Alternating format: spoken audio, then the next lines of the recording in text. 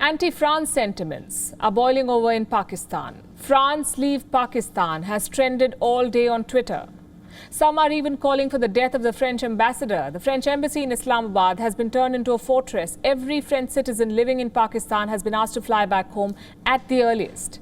The situation is extremely volatile. What exactly is happening? And why is it happening? How did it all begin? Our next report has all the details. These images are from the French embassy in Islamabad. It is being turned into a fortress. Armed policemen are standing guard outside the embassy. Roads leading to the diplomatic enclave are being barricaded with barbed wire. And all traffic is being diverted to other routes because the situation is extremely volatile.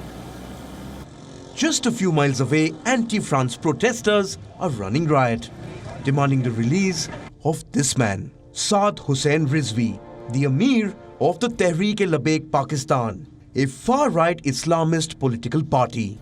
26-year-old Rizvi has been jailed for demanding the expulsion of the French ambassador to Pakistan, Marc Barretti. Anti-French sentiments have been simmering in Pakistan for months. They started with the republication of Prophet Muhammad's caricature by Charlie Hebdo. With the arrest of Saad Hussain Rizvi, they are boiling over. Hashtag France Leave Pakistan has been trending in Pakistan all day.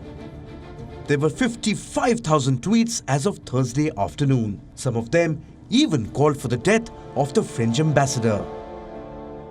The French embassy is alarmed.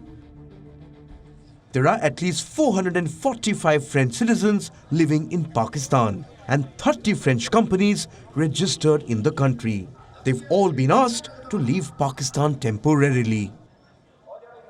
In a response to WION, French embassy officials have stated, "We can confirm that we have sent a precautionary note to all our citizens in Pakistan advising them to temporarily leave the country if possible due to the recent protests that have caused graver security threats and put our citizens at risk."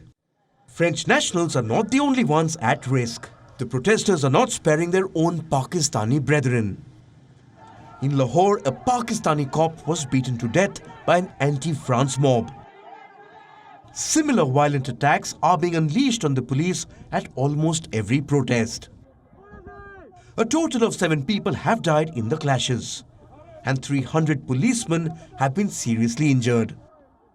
To save face, Islamabad claims to have banned the Tehreek-e-Labbaik, just like it banned the Hafiz Saeed-led Jamaat-ud-Dawa after the 2008 Mumbai attacks.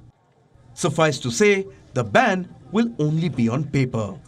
On ground, the situation is far from being under control. Bureau Report, WION World is One.